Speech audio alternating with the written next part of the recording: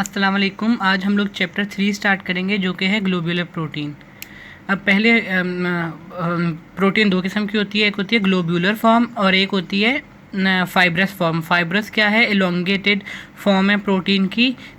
और उसके बाद ग्लोब्यूलर क्या है? ग्लोब्यूलर है इसकी 3D स्ट्रक्चर होती है और ये रफली सर्कुलर से टाइप की होती है, मतलब एक लाइक गोल सी गोलू गोलू। तो उसके बाद हम लोग कहते हैं कि ग्लोब्यूलर की भी आगे टाइप्स हैं। सबसे पहले तो हम लोग ये पढ़ेंगे कि ये सेकेंडरी और टर्शरी टाइप से बनी हुई होती है। उसके बाद हम लोग क्या पढ़ते हैं कि हम लोग इस चैप्टर में ज़्यादातर ग्लोब्यूलर हीम प्रोटीन पढ़ेंगे। अब ग्लोब्यूलर तो है, लेकिन हीम प्रोटीन क्या है? हीम प्रोटीन वो है जो कि जिसके वो वाली प्रोटीन जिसके साथ हीम या आयरन ग्रुप जो है वो टाइटली बाउंड हो एज अ प्रोस्थेटिक ग्रुप, तो उसको हम लोग क्या कहेंगे? Haem protein. तो उसके बाद हम लोग क्या कहते हैं, हीम का रोल क्या है ना? हम लोगों ने पढ़ लिया हीम प्रोटीन वो होती है जो कि टाइटली बाइंड होती है प्रोस्थेटिक ग्रुप, जो कि हीम ग्रुप होता है। उसके बाद हम लोग कहते हैं कि हीम क्या है। अब जो हीम है वो हेल्प करता है प्रोटीन को 3D स्ट्रक्चर बनाने में। उसके बाद हम लोग क्या कहते हैं कि जो हेमोग्लोबिन और मायोग्लोबिन हैं ये इम्पोर्टेंट मिसालें हैं या एग्जांपल्स हैं किसकी? हीम प्रोटीन की। और जो कि मिलती किस में है? अबंडेंटली ह्यूमंस में मिलती है, वैसे और में भी मिलती है, लाइक जानवरों में भी हेमोग्लोबिन या ये पिगमेंट्स मौजूद होती हैं, लेकिन ज़्यादातर हम लोग ह्यूमंस का कहते हैं, तो ह्यूमंस में बहुत ज़्यादा प्रेजेंट होती हैं। और ये हीम जो ग्रुप है जो हम लोगों ने पढ़ा, वो काम क्या करता है? वो काम ये करता है, एक तो 3D स्ट्रक्चर प्रोवाइड करता है, दूसरा ये रिवर्सली बाइंड करता है ऑक्सीजन को अपने साथ। रिवर्सली ऐसे कि मतलब एक जगह से उठाएगा और दूसरी जगह दे देगा, तो इसको हम लोग ट्रांसपोर्टेशन का भी नाम दे सकते हैं। दूसरा उसके बाद हम लोग आते हैं हीम स्ट्रक्चर। अभी प्रोटीन पे हम लोग नहीं आए, हम लोग उससे पहले पढ़ने लगे जो उसके साथ प्रोस्थेटिक ग्रुप एज अटैच हुआ है टाइटली। वो क्या है? वो जो है कॉम्प्लेक्स पोरफायरिन नायन रिंग है जिसमें आयरन होता है एट द सेंटर। अब जो हीम है क्या? एक ऑर्गेनिक मॉलिक्यूल है, प्रोटो पोरफायरिन जो उसके पास नायन रिंग है। उसके बाद हम लोग क्या कहते हैं, इसके पास सेंटर में एक आयरन होता है, ये देखेंगे स्ट्रक्चर है। तो इसके सेंटर में एक आयरन होता है। आयरन की चूंकि वैलेंसी 6 होती है, तो इसकी 4 बॉन्ड जो हैं वो किसके साथ बन जाती हैं? वो पोरफायरिन के नाइट्रोजन के साथ। ये प्रोटोपोरफायरिन रिंग है, तो इसकी जो है 4 जो बॉन्ड्स हैं आयरन के, वो नाइट्रोजन के साथ बन जाते हैं। किसके? प्रोटोपोरफायरिन रिंग के साथ। और उसके बाद 2 इसके जो हैं वैलेंसीज वो खाली होती हैं, वो किन से मिलती हैं जी? अब यार ये तो हीम हो गया, लेकिन इसे किसके साथ अटैच होना है? प्रोटीन के साथ, किसी पेप्टाइड किसी पॉलीपेप्टाइड के साथ, ग्लोब्यूलर प्रोटीन के साथ। तो वो किसके ज़रिए अटैच होगा? ये 2 वैलेंसीज हैं ना। तो अब एक वैलेंसी जो इसकी है हीम की, वो हम लोग कहेंगे कि हिस्टाडीन। मायोग्लोबिन और हेमोग्लोबिन में एक हिस्टाडीन जो है वो अमाइनो एसिड होता है जो एक बॉन्ड इसके साथ बना लेता है। चलें जी, हम लोगों ने पढ़ लिया, एक बॉन्ड तो इसकी बन गई, लेकिन दूसरी बॉन्ड तो अभी भी है। वो दूसरी बॉन्ड हम लोगों ने ऊपर ही बात की कि रिवर्सली बाइंड करते हैं ना ऑक्सीजन को, ऑक्सीजन ट्रांसपोर्ट भी तो करवाएगा। तो अब जो ऑक्सीजन बाइंड होती है वो कौन से एक जो वैलेंसी है उसमें आके ऑक्सीजन बाउंड हो जाएगी। आगे फिर वो इसकी एक्सप्लेनेशन भी है कि ऑक्सीजन जो है वो हिस्टाडीन के साथ साथ ही बाइंड होगी, लेकिन आप पहले यही यहाँ पर आपके लिए इतना ही काफ़ी है कि हिस्टाडीन जो है वो एक पे हिस्टाडीन लग गई और एक पे ऑक्सीजन बाइंड हो गई। उसके बाद हम लोग कहते हैं कि इसकी जो साइंथेसिस है वो दूसरे चैप्टर में है, वो इसके बाद मैं जो चैप्टर शुरू करूँगा उसमें होगी इसकी साइंथेसिस और डिग्रेडेशन और इसका पूरा प्रोसेस। ठीक है, उसके बाद ये देख लिया आपने, वो इसकी रिंग स्ट्रक्चर देख ली, बीच में आयरन है, एक पे ऑक्सीजन लगेगा, एक पे हिस्टाडीन। अब आगे इसकी फर्दर भी वो हम लोग आगे जाके पढ़ेंगे कि वो जो ऑक्सीजन है या हिस्टाडीन है वो कैसे लगे होते हैं, किस तरीके से लगे होते हैं। ठीक है, उसके बाद हम लोग कहते हैं मायोग्लोबिन। पहले तो हम लोगों ने हीम स्ट्रक्चर पढ़ लिया जो मायोग्लोबिन और हीमोग्लोबिन दोनों में होता है। अभी हम लोग मायोग्लोबिन का स्ट्रक्चर और उसका फंक्शन शुरू करना चाहते हैं। सबसे पहले मायोग्लोबिन पढ़ लो कि ये मायो मतलब मसल और ग्लोबिन मतलब प्रोटीन है। तो मायोग्लोबिन जो है वो प्रेजेंट किस में होगी? हमारे मसल्स में। अब वो कौन कौन से मसल हैं? एक हार्ट मसल में प्रेजेंट होती है और स्केलेटल मसल में प्रेजेंट होती है।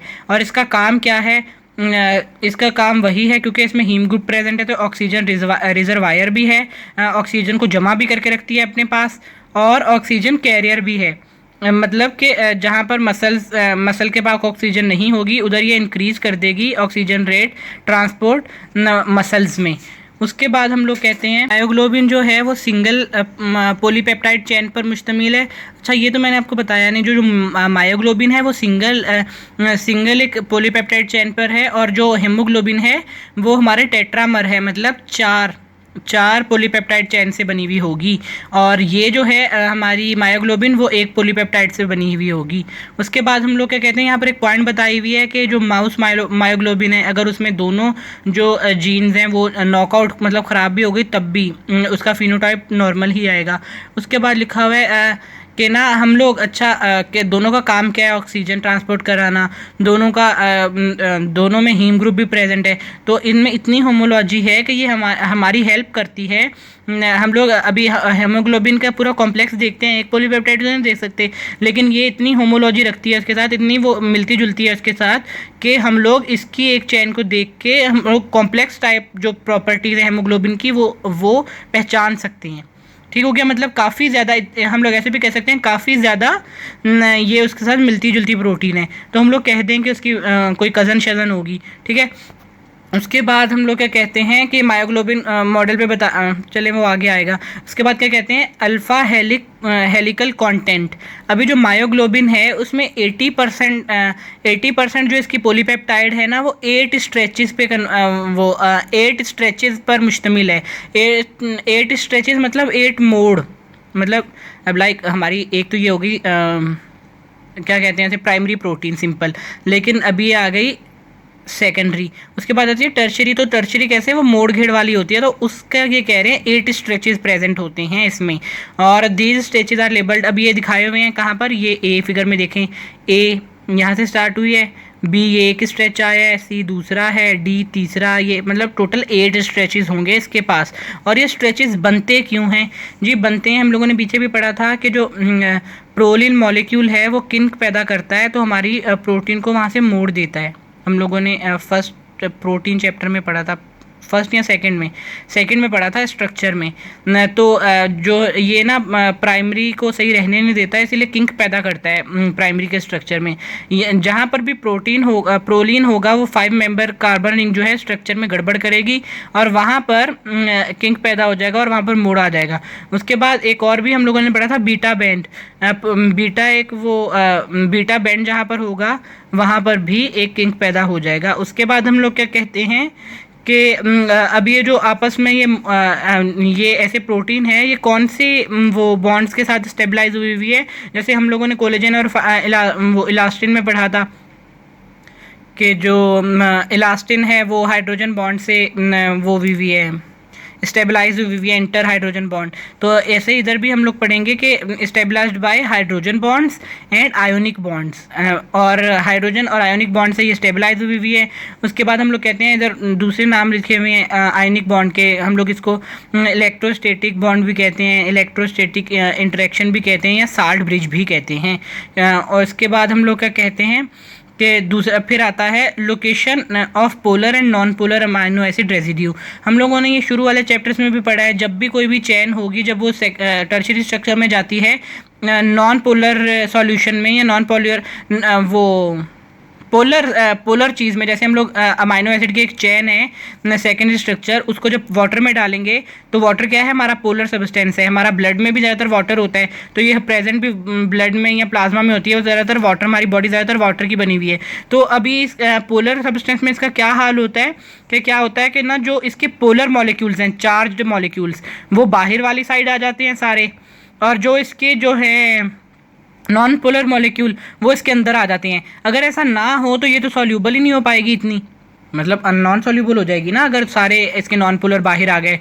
तो इसीलिए सारे जो पोलर हैं वो इंटरेक्शन करने के लिए बाहर वाली साइड आ जाते हैं, और जो सारे नॉन पोलर हैं वो अंदर की साइड चले जाते हैं, और आपस में एक बॉन्ड की तरह, हाइड्रोफोबिक इंटरेक्शन एक बॉन्ड नहीं है लेकिन बॉन्ड की तरह काम करता है, जो कि इनके क्लस्टर अंदर बना के रखता है। तो जो यही चीज़ें यहाँ पर बताई हुई हैं। उसके बाद हम लोग कहते हैं बाइंडिंग ऑफ हीम ग्रुप। अब हम लोग कहते हैं हीम ग्रुप, मैं अभी जो पीछे मैंने बात की थी कि आपके लिए इतना काफ़ी है, अभी उसकी एक्सप्लेनेशन दी हुई है। अब हीम ग्रुप जो है वो बाइंडिंग कहाँ पर करता है, मायोग्लोबिन में।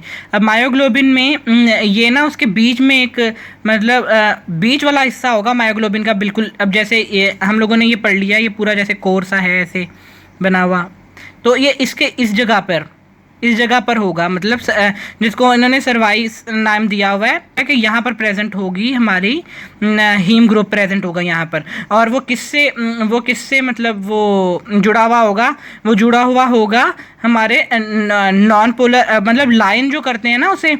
अब देखो जो हीम ग्रुप है वो खुद भी एक और वो ऑर्गेनिक ग्रुप भी है, लेकिन उसमें आयरन भी प्रेजेंट है, मतलब वो भी पोलर और नॉन पोलर दोनों का कॉम्बिनेशन है।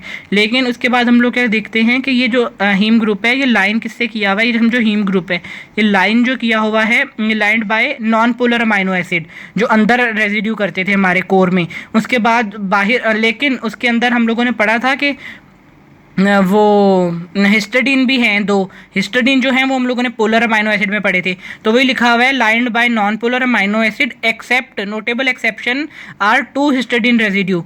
अब हम लोगों ने पढ़ा था एक हिस्टडीन तो डायरेक्टली बॉन्ड हो जाता है किसके साथ, हमारे आयरन की एक जो खाली वैकेंसी होती है उसके साथ, ठीक है। अब उसको हम लोग क्या कह रहे हैं, उसको हम लोग कह रहे हैं F8 जो कि डायरेक्टली बॉन्ड हो जाता है। और दूसरा जो मॉलिक्यूल है हिस्टडीन का, दो मॉलिक्यूल होंगे ना हमने पढ़ा, E7 या डिस्टल हिस्टडीन, वो क्या करेगा, वो डायरेक्ट इंटरेक्शन नहीं करेगा। हम लोगों ने पढ़ा था सेकंड बॉन्ड के साथ ऑक्सीजन लगती है तो वो बॉन्ड तो बनाएगा लेकिन बीच में ऑक्सीजन आएगा। तो क्या नाम है, यहाँ पर हिस्टडीन है, यहाँ पर आयरन है, तो मतलब बीच में वो ऑक्सीजन को क्या कर रहा है, स्टेबलाइज कर रहा है, कि मतलब उसको जेल में बंद करके रख रहा है कि भाग ही ना जाए कहीं। तो ये स्टेबलाइज करता है binding of oxygen to iron, लेकिन जुड़ा हुआ ये भी आयरन से ही होता है किस्म का, लेकिन इनडायरेक्टली। उसके बाद हम लोगों का दूसरा उसके बाद आता है हीमोग्लोबिन एंड फंक्शन, स्ट्रक्चर क्या है उसका और फंक्शन क्या है। पहले तो हम लोग देखते हैं कि हेमोग्लोबिन फाउंड, अभी हम लोग हेमोग्लोबिन प्रोटीन पे आ गए हैं। अच्छा हाँ, हेमोग्लोबिन प्रोटीन पे आ गए हैं जिसको हम लोग टेट्रामर कहते हैं, और उसका स्ट्रक्चर क्या है, इसका फंक्शन क्या है। मायोग्लोबिन हमारी यहाँ पर कंप्लीट हो गई। अब हम लोग देखते हैं हीमोग्लोबिन जो है वो सबसे ज़्यादा हमें रेड ब्लड सेल में मिलती है, ये तो हम लोगों ने हर जगह पे पढ़ा है। और इसका काम क्या है, ऑक्सीजन को ट्रांसफ़र कराना फ्रॉम लंग्स टू कैपिलरीज, ये भी हर जगह पर ही पढ़ा है। अब हमें न्यू चीज़ क्या बताते हैं ये लोग कि हीमोग्लोबिन ए, हीमोग्लोबिन के भी टाइप्स हैं वो आगे हम लोग पढ़ेंगे, लेकिन यहाँ पर आप इतना देखेंगे बस जो हीमोग्लोबिन टाइप ए है ना वो कहाँ पर है, वो सबसे ज़्यादा मेजरली पाई जाती है एडल्ट्स में। एक हीमोग्लोबिन ए टाइप है हीमोग्लोबिन का जो कि सबसे ज़्यादा पाया जाता है एडल्ट्स में, हम में पाया जाता है, जो कि 90% तकरीबन हम में होता है। उसके बाद हम लोग क्या कहते हैं, जो कि 4 पॉलीपेप्टाइड चेन पर है मुश्तमिल है, 2 अल्फ़ा चेन्स हैं, 2 बीटा चेन्स हैं, जो कि आपस में मिली हुई हैं नॉन कोवलेंट इंटरेक्शंस के ज़रिए। अच्छा अभी मतलब कोवलेंट नहीं होंगे वो बॉन्ड्स। अभी उसके बाद हम लोग क्या कहते हैं कि ईच चेन स्ट्रेचेड, मतलब ये जो है ना इसके पास जो हीम ग्रुप होगा, इसके पास भी जैसे मैंने कहा था ना होमोलॉजी है काफ़ी, तो इसमें जैसे हीम ग्रुप उसके सर्वाइस में प्रेजेंट होगा, इसमें भी सर्वाइस में प्रेजेंट होगा, जो कि लाइन किया हुआ होगा नॉन पोलर से, एक्सेप्ट हिस्टडीन जो कि 2 हिस्टडीन है, F8 और E7। और F8 जो है वो डायरेक्टली बॉन्ड है, E7 जो है डायरेक्टली बॉन्ड नहीं है, ऑक्सीजन के ज़रिए बॉन्ड है और ऑक्सीजन को स्टेबलाइज करवाता है। ये चीज़ तो यहाँ तक वो सेम है होमोलॉजी। उसके बाद हम लोग क्या कहते हैं, ये 4 बॉन्ड्स है, ये तो सीधी बात डिफरेंट है। उसके बाद हम लोग कहते थे मायोग्लोबिन सिर्फ ऑक्सीजन की ट्रांसपोर्ट करवाता था ना, हीमोग्लोबिन कैन ट्रांसपोर्ट प्रोटॉन, मतलब H+ proton and carbon dioxide और प्रोटॉन दोनों की भी, इनके ऑक्सीजन के साथ साथ इनकी भी ट्रांसपोर्टेशन करवाता है। और उसके बाद आगे जाके आप पढ़ोगे नाइट्रोजन ऑक्साइड, उसकी भी ट्रांसपोर्ट करवाता है। तो अब मतलब इसका एक फंक्शन ही काफ़ी ज़्यादा फंक्शन है, मेनली फंक्शन इसका जो है वो ऑक्सीजन की ट्रांसपोर्ट है, इसीलिए हम लोग इसको ऑक्सीजन ट्रांसपोर्टर के नाम से मशहूर किया हुआ है हमने इसे। तो उसके बाद हम लोग क्या कह रहे थे, हाँ यहाँ पर एक पॉइंट दी हुई है कि ऑक्सीजन जो है वो जो पुराने हम लोगों ने FSA में भी पढ़ा था, पहले ऑक्सीजन डिफ्यूजन के प्रोसेस से अंदर आ जाती थी ऑर्गेनिजम्स में, लेकिन हमारी इतनी बड़ी बॉडी है, इतने ट्रिलियन सेल हैं, उनको इस टाइम साइमल्टेनियसली साथ में ऑक्सीजन चाहिए होती है तो नहीं प्रोवाइड कर सकते बाय डिफ्यूजन प्रोसेस, इसीलिए हमें हीमोग्लोबिन और हमारा सर्कुलेटरी सिस्टम आया ताकि हम लोगों को अच्छे से ऑक्सीजन मिल सके सेल्स को। उसके बाद यहाँ पर आ जाता है क्वाटरनरी स्ट्रक्चर किसका। सीधी बात है, हम लोग हेमोग्लोबिन पढ़ें तो उसका क्वाटरनरी स्ट्रक्चर है, उसी का ही पढ़ेंगे। अब जो हमारा हेमोग्लोबिन है वो क्वाटरनरी स्ट्रक्चर पे बना हुआ है, उसके पास 2 डाइमर्स होते हैं। अब हम लोगों ने डाइमर्स पढ़े थे, डाइमर्स क्या थे पहले, हम लोगों ने पिछले प्रोटीन चैप्टर में आप लोगों ने पढ़ा होगा, अगर आपने पढ़ा है तो उसमें बताया हुआ है कि जब हमारे अगर हमारे 2 जो वो हैं टर्शरी स्ट्रक्चर वो आपस में मिलते हैं तो उसको हम लोग डाइमर कहते हैं, और 3 मिले तो ट्राइमर कहते हैं। फिर उसके बाद पोली में आज चले जाते हैं, पॉलीमर बन जाता है। लेकिन ये जो 2 मिलते हैं इसको हम लोग क्या कहेंगे, डाइमर। तो अभी हम लोगों ने पीछे भी पढ़ा कि वो नॉन कोवेलेंट इंटरेक्शन के साथ आपस में जुड़े हुए होते हैं।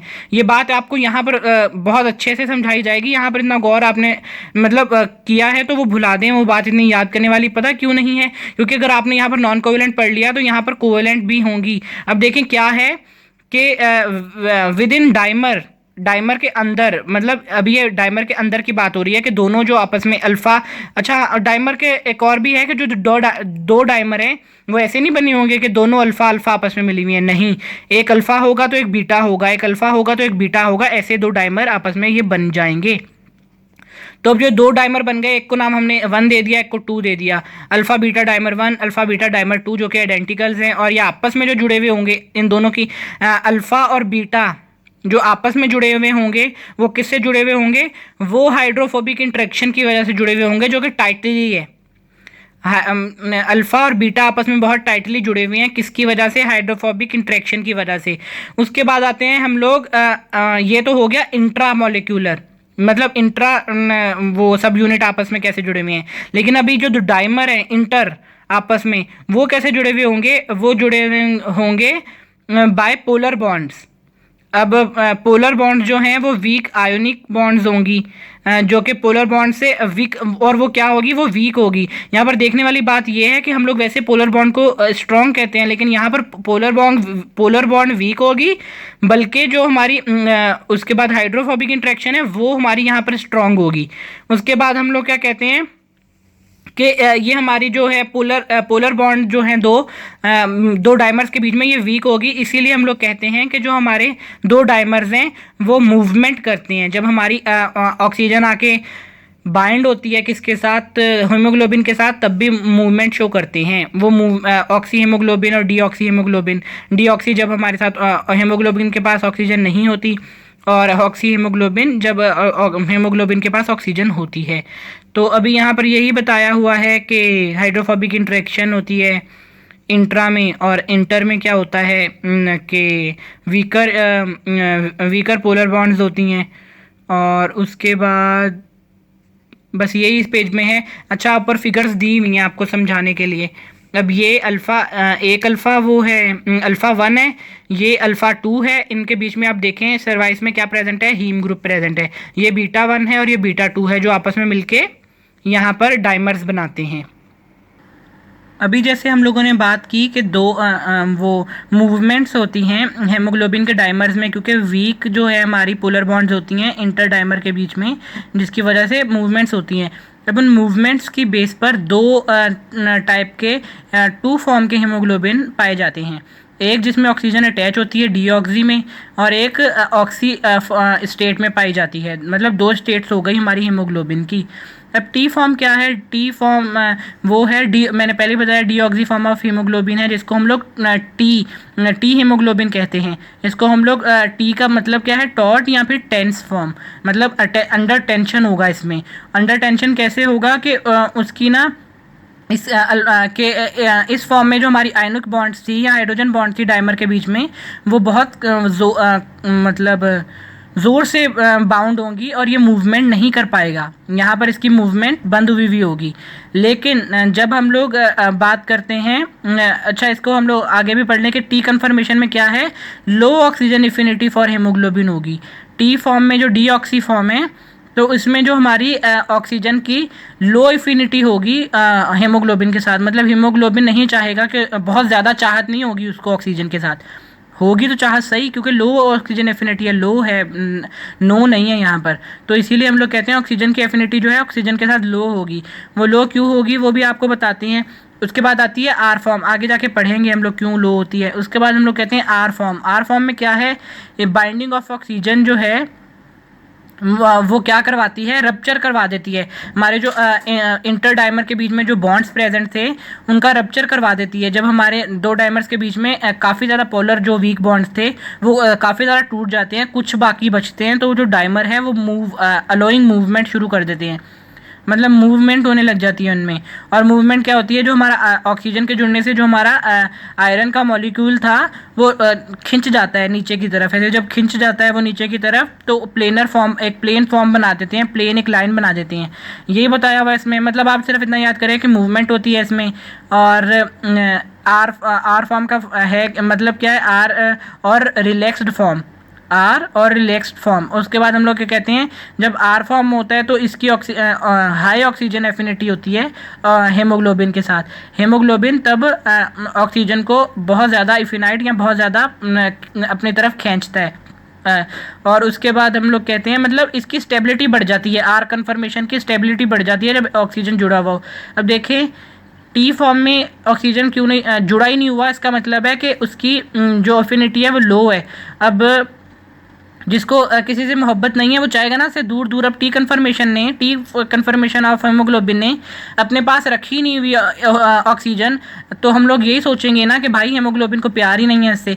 यहाँ पर जब उसने अपने साथ 4 के 4 ऑक्सीजन मॉलिक्यूल जोड़े हुए हैं तो यहाँ पर हम लोग कहेंगे कि एफिनिटी बहुत ज़्यादा है, हाई ऑक्सीजन एफिनिटी है। ऊपर ये फिगर में डिफाइन किया हुआ है कि जो हमारी ये इंटर जो हैं ये हमारी स्ट्रॉन्ग हैं इंटरेक्शन हाइड्रोफोबिक, और ये जो आयोनिक और हाइड्रोजन बॉन्ड हैं, पोलर बॉन्ड्स हैं बीच में दो डाइमर्स के बीच में, ये जो है ये वीक है। उसके बाद हम लोग कहते हैं कि यहाँ पर देखो कितनी बॉन्ड्स प्रेजेंट है, 5, और बाकी जब हम लोगों की ऑक्सीजन जुड़ गई तो सिर्फ 3 बचे। तो वही हुआ कि इसकी स्टेबल वो जो ये मूवमेंट अलाउ कर सकता है लेकिन ये मूवमेंट अलाउ नहीं करता।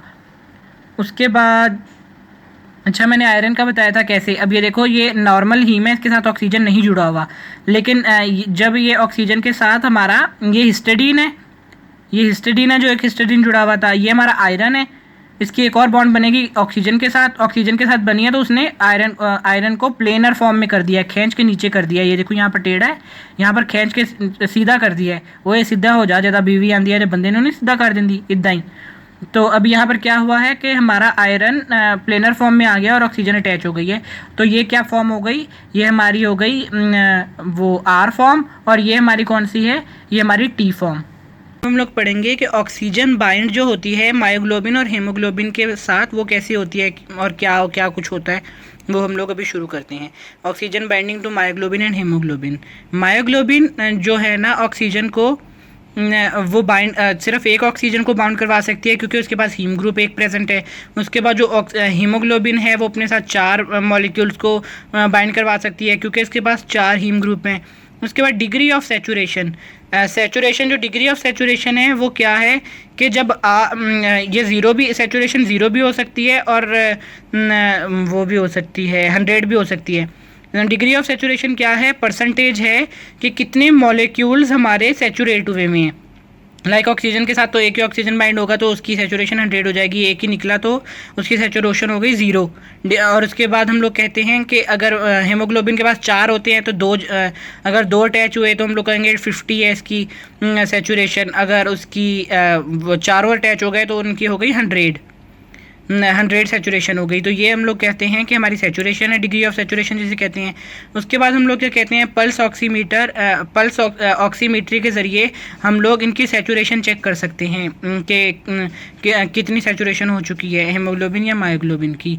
उसके बाद हम लोग कहते हैं ऑक्सीजन डिसोसिएशन एक कर्व होता है। अब कर्व क्या होता है मैं आपको वो देख के समझाता हूँ, दिखा के। ये है हमारा ऑक्सीजन डिसोसिएशन कर्व। इसमें हम लोग क्या रखते हैं, एक्स एक्सिस में रखते हैं partial pressure of oxygen. Partial pressure of oxygen वो टिश्यूज़ में हो या लंग्स में हो, इसका मतलब है कि उस टिश्यू या उस जगह पर ऑक्सीजन कितनी प्रेजेंट है। उसके बाद हम लोग दूसरे वाई एक्सिस पे क्या रखते हैं, परसेंटेज सैचुरेशन विद ऑक्सीजन, के ऑक्सीजन की कितनी सैचुरेशन हो चुकी है हेमोग्लोबिन या मायोग्लोबिन के साथ। जब हम लोग कर्व बनाते हैं तो उसको हम लोग क्या कहते हैं, ऑक्सीजन डिसोसिएशन कर्व। अब ये क्या शो कर रहा है कि कितने प्रेशर पर कितने % सैचुरेशन होगी हेमोग्लोबिन या मॉलिक्यूल की, या कितना प्रेशर कम होगा तो हमारे जो हेमोग्लोबिन है वो ऑक्सीजन को छोड़ देगा। मतलब इसने ट्रांसपोर्ट करवाना है ना, तो ट्रांसपोर्ट किसकी बेस पे करवाएगा, पार्शियल प्रेशर। जहाँ पर पार्शियल प्रेशर ऑक्सीजन का हाई है वहाँ पर ये अपने पास खींच लेगा, उसकी इफिनिटी बढ़ जाएगी। लेकिन जैसे ही पार्शियल प्रेशर जहाँ पर कम हो गया, उसके जहाँ पर वो रख ही नहीं सकता उसको, पार्शियल प्रेशर कम हो गया टिश्यूज़ के पास जाके जिनमें कार्बन डाइऑक्साइड ज़्यादा है, तो ये वहाँ पर छोड़ देगा, क्योंकि इसलिए रिलीज़ भी तो करना है, पक्का पक्का इतनी फाड़ के भेजना। उसके बाद यहाँ पर जैसे लिखा हुआ है कि जो हमारे पास मायोग्लोबिन और हेमोग्लोबिन के दोनों में ग्राफ में फ़र्क है, क्योंकि जो हमारा मायोग्लोबिन है वो ज़्यादा एफिनिटी दिखाता है ऑक्सीजन के साथ, वो ज़्यादा ज़ोर से पकड़ लेता है ऑक्सीजन को, और जो हमारा बेचारा हेमोग्लोबिन है वो कम ज़ोर से पकड़ता है। तो जो ज़्यादा ज़ोर से पकड़ता है वो जल्दी पकड़ लेगा ना। अब देखो यहाँ पर भी शो किया हुआ है कि अभी पार्शियल प्रेशर ये इतना सा ही बढ़ा है, पार्शियल प्रेशर इतना सा ही बढ़ा है, और मायोग्लोबिन की सैचुरेशन कितनी बढ़ गई है और हेमोग्लोबिन की देखो थोड़ी है। तो इससे साबित होता है कि इसकी ज़्यादा एफिनिटी है, उसके बाद साथ ऑक्सीजन के साथ मायोग्लोबिन की ज़्यादा वो है एफिनिटी है। उसके बाद यहाँ पर बताते हैं कि 1 mmHg पर मायोग्लोबिन जो है वो 50% सैचुरेट हो चुका होगा, लेकिन जो हीमोग्लोबिन है वो हाफ सैचुरेट कहाँ पर होगा, जाके 26 पर। देखिए इसका कितना फ़र्क है, कितनी इन्फिनिटी में फ़र्क है। 26 mmHg पर ये जाके हाफ सैचुरेट होगा, और ये 1 mmHg पर ही हाफ सैचुरेशन हो जाएगी इसकी। तो उसके बाद हम लोग कहते हैं मायोग्लोबिन और इसका अलग अलग कर्व देखने की कोशिश करते हैं, डिसोसिएशन कर्व। मायोग्लोबिन में हम लोगों को कर्व कैसे मिलता है, हम लोग ऐसे कर्व को क्या कहते हैं, इस शेप को हम लोग नाम देते हैं हाइपरबोलिक। इसका जो कर्व है वो हाइपरबोलिक है, और जो कि क्या शो करता है कि हमारी जो ऑक्सीजन है वो रिवर्सली बाइंड होगी। रिवर्सली तो सीधी बात है, होगी आगे जाके मैं बताता हूँ ये क्या शो करता है, इसकी हम लोग अभी बाकी बहुत डिटेल पढ़ेंगे कि क्या शो करता है। ये ऑक्सीजन को ले तो जल्दी लेता है, बेसिकली ये क्या दिखा रहा है, इसने ले तो जल्दी ली, यहाँ पर पहुँच गया, फुल सैचुरेशन कर ली, लेकिन इतनी एफिनिटी ज़्यादा है, टिश्यूज़ में जाएगा तो ये मुश्किल से ही जान छोड़ेगा, मतलब जाने नहीं देगा। भले कार्बन डाइऑक्साइड कम भी हो गई है, जैसे इसकी लेवल है 70 पर इसने देनी है, अब 80% ऑक्सीजन कम भी हो गई है, लेकिन ये नहीं देगा जब तक कि उससे ज़्यादा 70 या 90 पर ऑक्सीजन कम ना हो जाए, तब तक ये ऑक्सीजन कार्बन डाइऑक्साइड जितनी भी ज़्यादा बढ़ जाए या ऑक्सीजन जितनी भी ज़्यादा कम हो जाए, ये टिश्यूज़ में तब देगा जब इसका लेवल आएगा, मतलब इसका लेवल काफ़ी दूर है। मायोग्लोबिन भली एफिनिटी इतनी नहीं दिखाता ऑक्सीजन के साथ, लेकिन ये हमारे जो गुड ट्रांसपोर्टर है, जैसे ये देखता है ऑक्सीजन थोड़ी सी भी कम हुई है, वहाँ पर फ़ौरन ऑक्सीजन दे देगा। तो इसका कर्व जो है वो हाइपरबोलिक है, दिखाया हुआ है कि जो ऑक्सीजनेटेड हेमोग्लोबिन है, जिसको MbO2 से शो किया हुआ है, वो इसके साथ इक्विलिब्रियम में होता है। तो अभी डीऑक्सीजनेटेड इस साइड है। अगर हम लोग कहते हैं कि ऑक्सीजन ज़्यादा है, किसी एरिया में ऑक्सीजन ज़्यादा है जैसे लंग्स के पास, तो हमारा क्या होगा कि मायोग्लोबिन जो है वो ऑक्सीजनेटेड फॉर्म में आ जाएगा। लेकिन जैसे वो देखता है कि बहुत ज़्यादा कम हो गई है, बहुत ज़्यादा कम हो गई है ऑक्सीजन, तब फिर ये दे देगा, ये भी ऑक्सीजन दे देगा टिश्यूज़ को। इसीलिए हम लोग कहते हैं, हम लोगों ने पीछे भी पढ़ा था, हेमोग्लोबिन के लिए नहीं पढ़ा लेकिन मायोग्लोबिन के लिए पढ़ा था, ये रिजर्वायर है। मतलब ये एक तो जमा करके भी रखता है, जमा कैसे, छोड़ता ही नहीं है जल्दी, इसलिए जमा करके भी रखता है। हीमोग्लोबिन जो है वो ज़्यादातर ट्रांसपोर्टेशन ही करवाता है।